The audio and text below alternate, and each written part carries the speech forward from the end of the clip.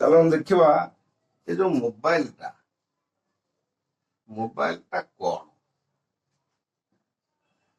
ये मोबाइल टा कौन ହେଲା आकु प्रथम बुझेबार अच्छे यहीटा बुझे ना बहुत गड़बड़ हो मोबाइल हूँ गोटे मिनी कंप्यूटर एबे कंप्यूटर जुग चलती कंप्यूटर जुगरे मांधाता अमलर कथा कहले कई ग्रहण करेंगे ना एटा गोटे मिनी कंप्यूटर आ भितर कौन अच्छे आ भितर सबु प्रकार वेबसाइट www.com कहते वेबसाइट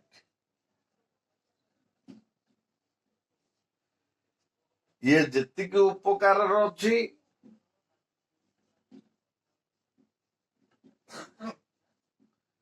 ताकू ठीक से व्यवहार करी न जानी ताठू अधिक अपकार अच्छी जदि याकू ठीक से व्यवहार तेणु आम प्रथम बुझा दरकार आमर पिलाटी सफिशिएंट नॉलेज रखी कि मोबाइल उपरे डेफिनेटली आंसर नो हब से सफिशिएंट नॉलेज रखिनी किंतु आमे किणी देचे ताको धरे दउचे तेणु अपकार पार्ट टाको आमे डरुचे काले से या भितर पशिकी को अलगा वेबसाइट रे पशिला कि काले से कोटी कौन भूल रे हम ट्रांजैक्शन कर देला कि तेणु ये जो भय गुड़ाक आसुची ये भय ही असुविधा कराए ये भयटा पिला माने अजाणते करदे कौन करियो से तो जानिनी करदेला लस रे पड़ला पर आपण बाड़े पिटी हेबे तेणु प्रथम चिंता करिया दरकार आमे ता उपकार पार्टा शिखा बाबा देखे आदर एजुकेशन अच्छी विभिन्न प्रकार एजुकेशन अच्छी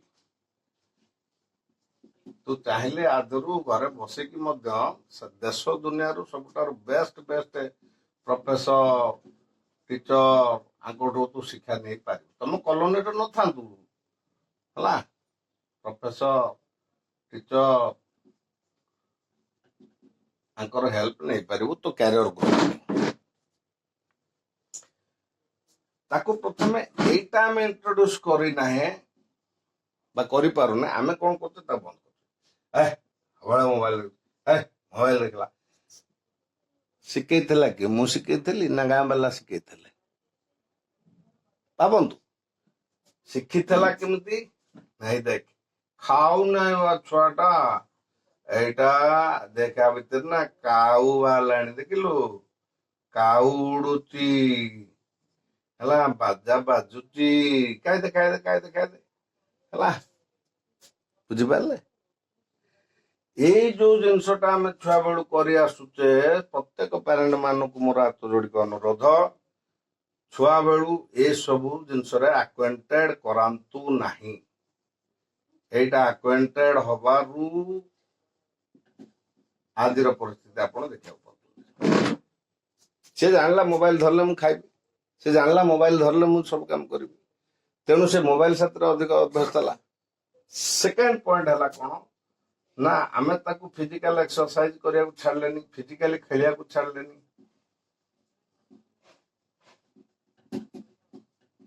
फिजिकल गेम्स एगुड़ा छाड़लेनी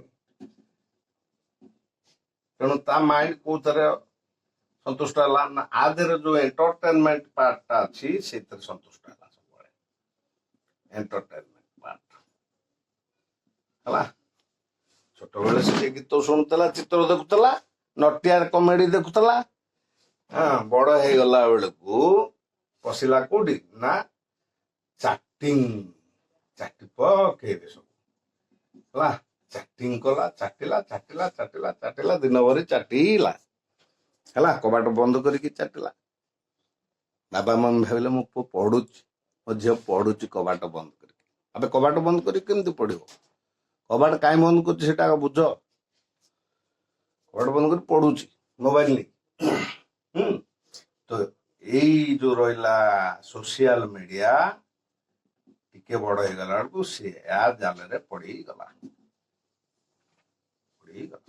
ଆଉ ଗୋଟେ ହାବିଟ ବନେଇଦେଲା।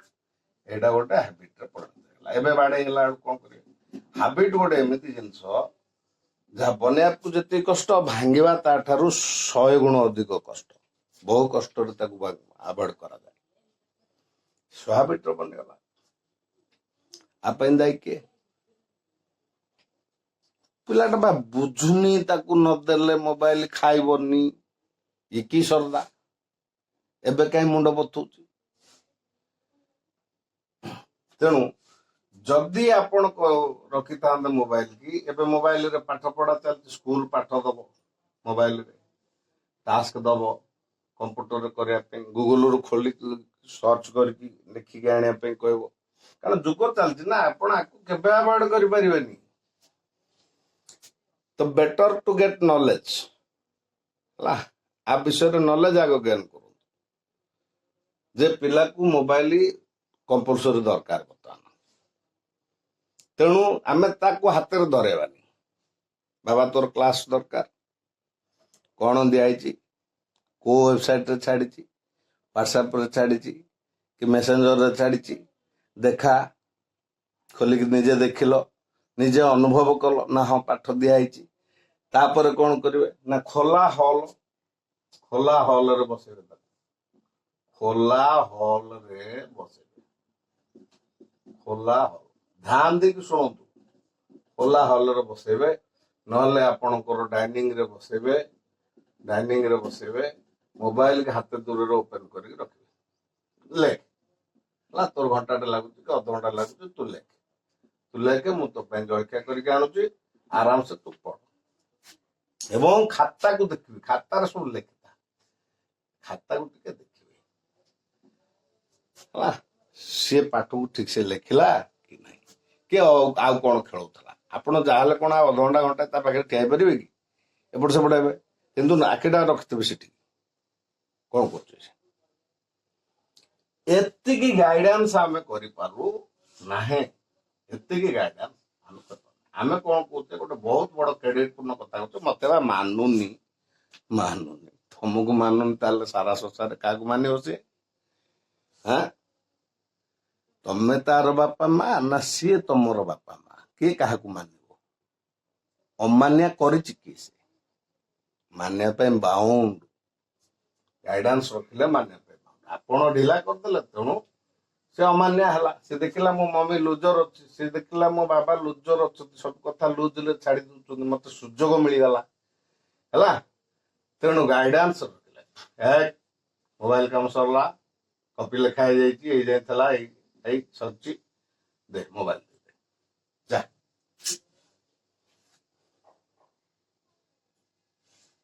ଫିନିଶ, ମାମଲା ଫିନିଶ। ତେଣୁ ସିଏ ସତର୍କ ହେଇଗଲା, ନାଇଁ ରେ ବାପା, ଆ ଦେହରେ ମତେ ଆଉ ଲଫଡାମି କରିହବ ନାହିଁ। କିମ୍ବା ଅଧିକ ସାଙ୍ଗସାଥି ହଉଛି, ବ୍ୟାଡ ଫ୍ରେଣ୍ଡ ସର୍କଲ, ଯୋଉମାନେ ସମୟକୁ ନଷ୍ଟ କରାଉଛନ୍ତି, ଅଧିକ ଖେଳ ବୁଲାରେ ମନ ଦଉଛି, ତାକୁ ପ୍ରଥମେ ସର୍ଚ୍ଚ କରନ୍ତୁ। ସେ କୋଉ ପିଲାମାନଙ୍କ ସାଥିରେ ମିଶୁଛି, ତାକୁ ଟିକେ କମ କରାନ୍ତୁ, ଗାଇଡ ଲାଇନରେ ରଖନ୍ତୁ। ବର୍ତ୍ତମାନ ତାର ଫୋକସ 100% ଏଜୁକେସନ ଉପରେ ରହିବା ଦରକାର।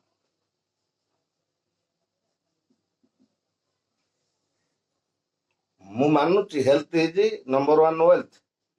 ତେଣୁ ତାକୁ ଆମେ 1 ଆୱାର ଫିଜିକାଲ ଏକ୍ସରସାଇଜ ପାଇଁ ପରମିଶନ ଦବା, ଫିଜିକାଲ ଗେମ୍ସ ପାଇଁ ଦବା। ବାବା ଦେଖେ ତୋର ଟାଇମ ହେଇଗଲା, ତୁ ଯା ଗେମ୍ସ ଖେଳିଦେ, ପଳେଇ ଆସିବୁ, ଯିବୁ ଏତିକିଟାରେ, ଆସିବୁ ଏତିକିଟାରେ, ନେଖା ହେଇଥିବ ଏଇଠି ଚୋପି ପକେଇ ଯା, ଯିବୁ ଏତିକିଟାରେ, ଆସିବୁ ଏତିକିଟାରେ ତୁ ଆସିଲେ ଏତିକି ପାଠ କରିବୁ, କି ଟ୍ୟୁସନ ଅଛି, କି କୋଚିଂ ଅଛି, କି ଆପରେ ପଢିବୁ ହେଲା।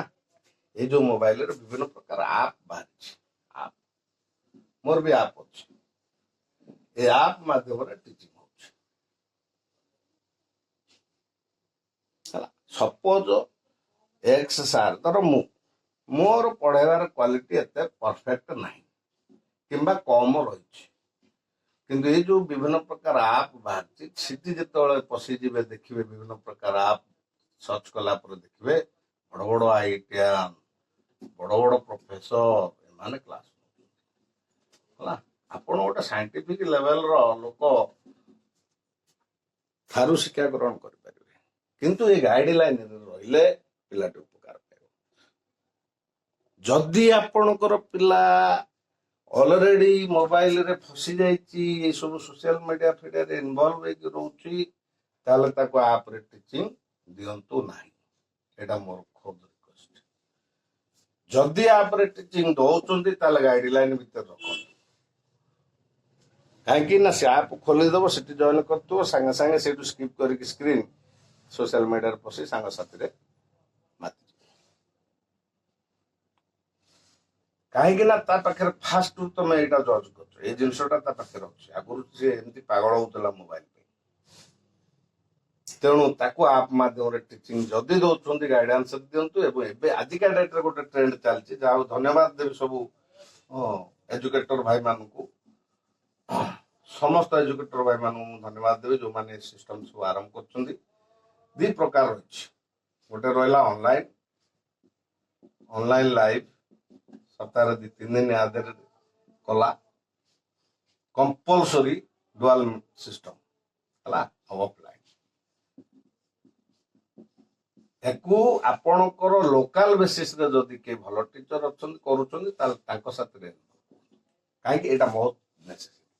ଅନଲାଇନ ଲାଇଭ କ୍ଲାସରେ ଯଦି ତମେ 10,000 ପିଲା ଏକା ସାଙ୍ଗରେ ପଢୁଛ, ସେଠି କେବେ ସମ୍ଭବ ନୁହେଁ ଆପଣଙ୍କର ପର୍ସନାଲ ଡାଉଟଟେ ପଚାରି ପାରିବେ ବା କ୍ଲିୟର କରିପାରିବେ।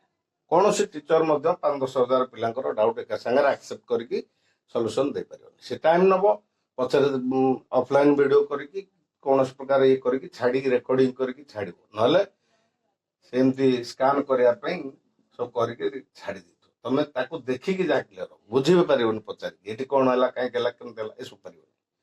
ତେଣୁକରି ଏ ସିଷ୍ଟମଟା ତା ହାତରେ ରହିବା ନିହାତି ଆବଶ୍ୟକ ଏବଂ କରୁଛନ୍ତି।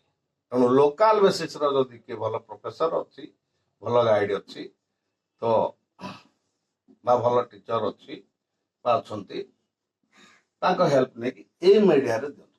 କୋଉମାନଙ୍କୁ ନା ଯୋଉ ପିଲା ମୋବାଇଲରେ ବେଶୀ ଅଭ୍ୟସ୍ତ ଅଛି, ପାଠ ପଢୁନି, ତାକୁ ଏଇ ଗାଇଡଲାଇନ ରଖନ୍ତୁ। ଏଥିରେ ସେ ଏତେ 2-3 ଦିନ ପଢିଲା, ଏତେ 2 ଦିନ ପଢିଲା କି ଗୋଟେ ଦିନ ପଢିଲା, ଆସିଲେ ଡାଉଟ କ୍ଲିୟର କଲେ, ଫିଜିକାଲି ସବୁ କ୍ଲିୟର କଲେ, ଲେଖେଇ ଦେଲେ, ପ୍ରାକ୍ଟିସ କଲା। ଏ ସିଷ୍ଟମ ଆମେ ମଧ୍ୟ ଆରମ୍ଭ କରୁଛେ ହେଲା। We are also doing this. We are also doing. ଏଟା ମୁଁ କହିବାର କାରଣ ଇଟ୍ସ ନଟ୍ ଆଡଭର୍ଟାଇଜମେଣ୍ଟ, ରାଇଟ୍? ଆପଣଙ୍କ ଇଚ୍ଛା ପାଇଲେ କରିବେ, ନହେଲେ ନାହିଁ। ଆପଣଙ୍କୁ ଭଲ ଲାଗିଲେ କରିବେ, ନହେଲେ ନାହିଁ। ଏବେ ମଧ୍ୟ ଲୋକ କେବଳ ଅଫଲାଇନ ଉପରେ ଅଛି। ଅଫଲାଇନରେ ଯିବା ଆସିବା କେତେ ସମୟ ନଷ୍ଟ ହଉଛି ପିଲା ଦେଖନ୍ତୁ। ଗୋଟେ ଜାଗା ଗଲେ କେବଳ ଅଫଲାଇନ, ରୋଡରେ ଏଠି ଫିଜିକ୍ସ ଗଲା, ସେଠି କେମିଷ୍ଟ୍ରି ଗଲା, ରୋଡରେ ଗଲା 20 ମିନିଟ୍, ଆସିଲା 20 ମିନିଟ୍, 40। 2ଟା ଟ୍ୟୁସନ କି 3ଟା ଟ୍ୟୁସନ ଯଦି ଗଲା, ସେଠି ଗଲାଣି ଆପଣ 40-120 ମିନିଟ୍, 2 ଘଣ୍ଟା ସମୟ ବର୍ବାଦ। ସେଲ୍ଫ ଷ୍ଟଡି କରିବା ପାଇଁ ତାକୁ ବହୁତ ଟାଇମ ମିଳିଥାନ୍ତା। ତେଣୁ ବୋଥ ଲାଇନ ରହିଲେ ସେ ସେଲ୍ଫ ଷ୍ଟଡି କରିବା ପାଇଁ ସଫିସିଏଣ୍ଟ ଟାଇମ ପାଇବ। ତାକୁ ବୁଝନ୍ତୁ, ଏସବୁ ଜିନିଷ ଗୁଡା ପ୍ରତି ସମୟ ମୂଲ୍ୟବାନ, ଆଉ ପ୍ରତି କଥା ଇମ୍ପୋର୍ଟାଣ୍ଟ ଅଛି। କେମିତି ଆମେ ତାକୁ ସେଠୁ ଛଡେଇବା, ସେଇ ଧାରା ଗୁଡାକ ଆମେ ବତେଇଲେ। ଏବଂ ମାକ୍ସିମମ୍ ସେ ମୋବାଇଲରୁ ଦେଖିକି ଆନ୍ସର ନ କରୁ, ମୋବାଇଲରୁ ବୁଝୁ, ପ୍ରଫେସରଙ୍କ ପାଖରୁ ବୁଝୁ, ଟିଚରଙ୍କ ପାଖରୁ ବୁଝୁ, ଆନ୍ସର କଲା ବେଳେ ଅଫଲାଇନରେ ନିଜେ କରୁ, କିମ୍ବା ବୁକ୍ସ ରେଫରେନ୍ସ ବୁକ୍ ଧରିକି ପଢିକି କରୁ।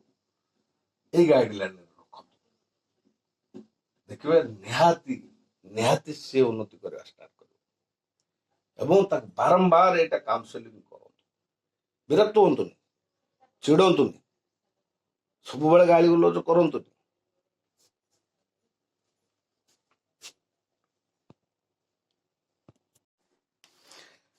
ଆମର ଟାର୍ଗେଟ ହେଲା ତାକୁ ମୋବାଇଲ ଛଡେଇବା ନାହିଁ, ଛଡେଇବା ନାହିଁ।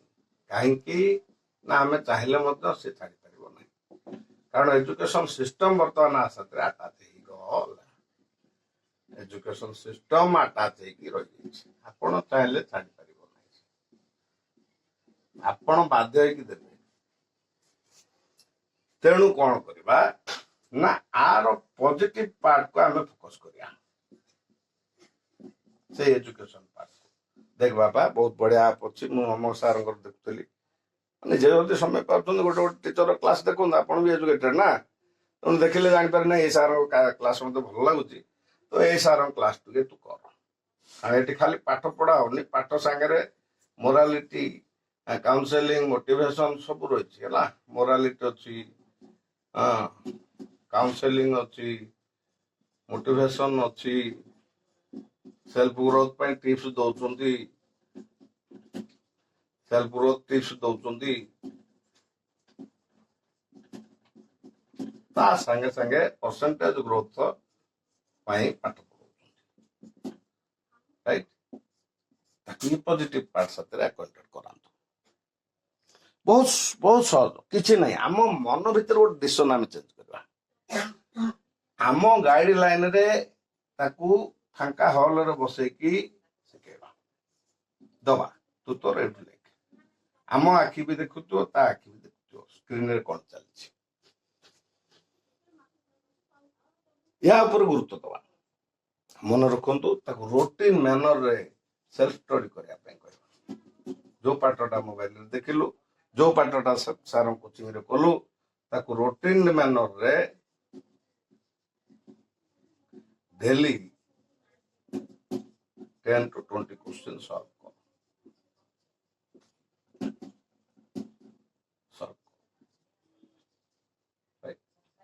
जदि तू एटा करुचु, जदि तू डाउट पचारियार असमर्थ होचु, जदि तोते भय लागुची, ताले मते जणैबु, मु टीचरଙ୍କ साथे କଥା ହେଇକି सेटा क्लियर करै देबी। सेटा triangular relation, parent, child, out teacher. ये जो ट्रायंगुलर रिलेशन अछि, ये रिलेशन का परफेक्ट मजबूत रखिकी चेष्टा करो ना। एटी दोष लदी देबे, मो पिलाटा प्रोफेसर, आपण पढ़ाइर कम नंबर रहिला, वेरी बैड, बहुत क्षति घटिବ। आपणकर काम आपण टीचर को सजाड़ी पारिबेनी, आपण सजाड़ काकू टीचर मागी की रिक्वेस्ट करके विभिन्न जिनस नहीं पारे। सारे आउ टिके एई पडिया टिके देखिले एई जिनसटा तार होउनी।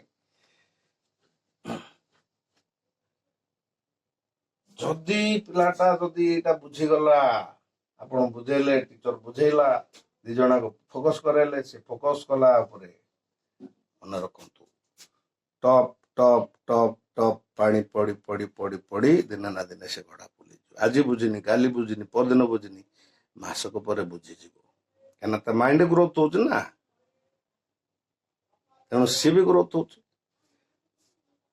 सी बुझीजिव एवं दिन दिन पूर्ण लगी रहा दरकार। कंटिन्यूअसली ता मुंडरे हमें भल कथा पुरेवा आवश्यक।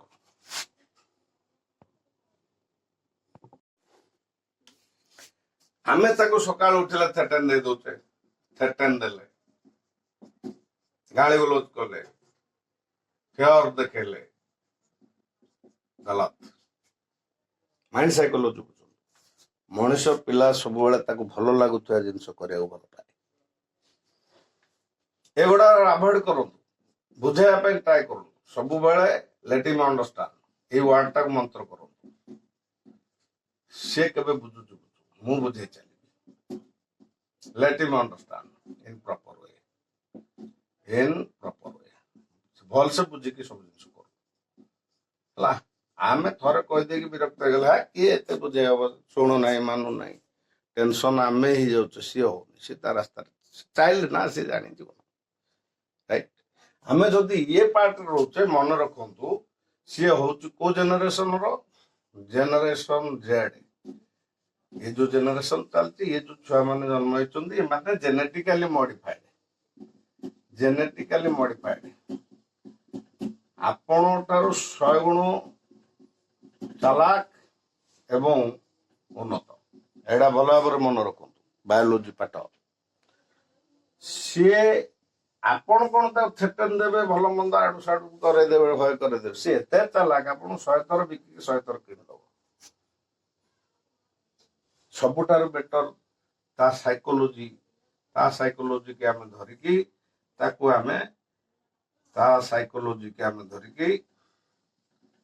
ଆମେ ବୁଝେଇ ଚାଲିବା ହେଲ୍ପ କରିବା କୋଅପରେଟ କରିବା କେୟାର କରିବା କୋଅପରେଟ କରିବା ସପୋର୍ଟ କରିବା ପ୍ରୋଟେକ୍ଟ କରିବା ଏସବୁ ଜିନିଷ କଣ୍ଟିନ୍ୟୁସ୍ କରି ସାର୍ ଏଗୁଡା କଣ ଆରେ ହ୍ୟୁମାନ ଜନ୍ମରୁ ମୃତ୍ୟୁ ପର୍ଯ୍ୟନ୍ତ ଏସବୁ ଜିନିଷ ଖୋଜିଥାଏ। ସେ ଚାହିଁଲେ କଣ ସେ ବାପା ମା ହୁଅନ୍ତୁ ଭାଇ ହୁଅନ୍ତୁ ଅଙ୍କଲ ହୁଅନ୍ତୁ ଦାଦା ଦାଦି କକେଇ ଯିଏ ବି ହୁଅନ୍ତୁ ସମସ୍ତଙ୍କୁ ଏ ଜିନିଷ ସେ ଚାହୁଁଥାନ୍ତି ମତେ କି ଏ ଜିନିଷ ମତେ କରନ୍ତୁ। ସେ ଖୋଜନ୍ତି ଭାବୁନାହାନ୍ତି ମଣିଷ ମଲା ପରେ ବି 4ଟା ଲୋକ ଦରକାର ପରେ ତା ଗନ୍ତବ୍ୟ ସ୍ଥାନକୁ ଯିବା ପାଇଁ। ଆମ ଚାଇଲ୍ଡଟା ଆମେ ଜଷ୍ଟ କେହି 10-15 ବର୍ଷ କି 12 ବର୍ଷ 13 ବର୍ଷର ବଢିଛି ଆମେ ତାକୁ ଛାଡିଦବା ନାହିଁ ତୁ ତୋର ଯାହା କରୁଛୁ ଘର ମୁଁ ମୋ କାମରେ ବ୍ୟସ୍ତ ରହୁଛି ମତେ ଟାଇମ ନାହିଁ। We have no time. ଆମେ ଗୋଟେ ବଡ ଆଚିଭମେଣ୍ଟ କଥାବାର୍ତ୍ତା କରୁ ଆମ ପାଖରେ ସମୟ କାହିଁ ସାରେ। ଆମେ ଟଙ୍କା ଖର୍ଚ୍ଚ କରିଦେଲୁ ଆଳୁ କିଣିଲୁ ଆପଣ ଦେଇ ଦିଅନ୍ତୁ 2 କିଲୋ କମି ଯାଇଛି ଆଉ 200 ଦେଇ ଦିଅନ୍ତୁ। It's not that it's not things. ଏଇଟା ପିଲା ଗ୍ରୋ କରିବା ପିଲାଙ୍କୁ ମଣିଷ ବନେଇବା ଅମୃତ ସନ୍ତାନ ବନେଇବା ଆପଣ ସୃଷ୍ଟିକୁ ସୁନ୍ଦର କରିବା କେତେ କଷ୍ଟ ନାହିଁ କିନ୍ତୁ ଲଗନ ଅଛି ହାତରେ ଲଗନ ହେଲେ ସକ୍ସେସ ହବ।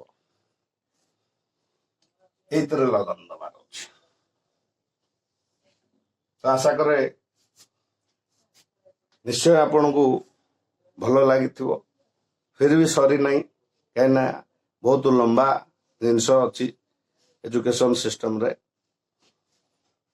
ଡେ ବାଇ ଡେ ଆମେ ଜାଣିବା।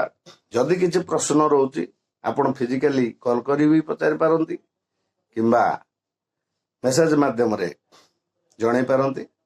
ନିଶ୍ଚିନ୍ତ ଆମେ ଚେଷ୍ଟା କରିବା ଆପଣଙ୍କର ସମାଧାନ କରିବା ପାଇଁ। ଆଉ ଯଦି ଭଲ ଲାଗିଥାଏ ନିଶ୍ଚୟ ଭାବେ ଗୋଟେ ଲାଇକ୍ ବଟନ ଅଛି ଏମିତି ଲାଇକ୍ ବଟନଟା ଅଛି ଲାଇକ୍ ବଟନରେ ଟିକେ ହାତ ମାରିଦେବେ କାହିଁକିନା ଏଇ କଷ୍ଟ ପରିଶ୍ରମର ମୂଲ୍ୟ ହଉଛି ଆପଣଙ୍କର ଲାଇକ୍। ଆଉ ସବସ୍କ୍ରାଇବ କରିବାକୁ ଭୁଲିବେ ନାହିଁ କାହିଁକିନା ବହୁତ ଜିନିଷ ଆଗକୁ ଆସିବାର ଅଛି ପାଠ ଉପରେ। ସେୟାର କରନ୍ତୁ ଏଇଟା ବହୁତ ମଙ୍ଗଳ କରିବ। ଧରାଯାଉ ମୋ ପିଲାଟା ବ୍ୟବହାର କରୁନି ଆଉ କୋଉ ପିଲାଟାକୁ ଖୋଜୁଛି ସେ ତ ଉପକାର ପାଇଯିବ ସେ ହିଁ ଆପଣଙ୍କୁ ଧନ୍ୟବାଦ କରିବ। ଆଉ ଜ୍ଞାନ କେବେ ମୂଲ୍ୟହୀନ ନାହିଁ କୋଉଠି ନା କୋଉଠି ସେ କାମରେ ଲାଗିବାର ଅଛି। ସେଇଥିପାଇଁ ମୋର ରିକ୍ୱେଷ୍ଟ ଯେତେ ପାରିବେ ଆପଣଙ୍କର ପିଲାର ସାଙ୍ଗସାଥି ତାଙ୍କ ପ୍ୟାରେଣ୍ଟ ତାଙ୍କୁ ସେୟାର କର।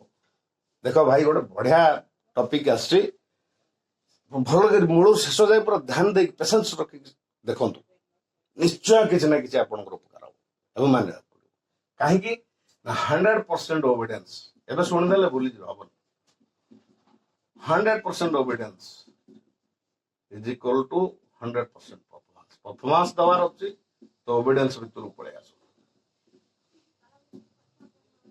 ସିଷ୍ଟମ ଯାହା ବତଉଛି ତାକୁ ଫଲୋ କରନ୍ତୁ। ମୁଁ ବନେଇନି ରିସର୍ଚ୍ଚ ବାଲା ବନଉଛନ୍ତି କେହି ଗଞ୍ଜେଇ ଖାଇକି ଲେଖିନାହାନ୍ତି ପ୍ରୁଭେନ୍। ସାଇକୋଲୋଜିକାଲି ଆମେ କଣଟା କଲେ ପିଲାର ଡେଭଲପମେଣ୍ଟ ହବ। Thank you Jai Jagannath.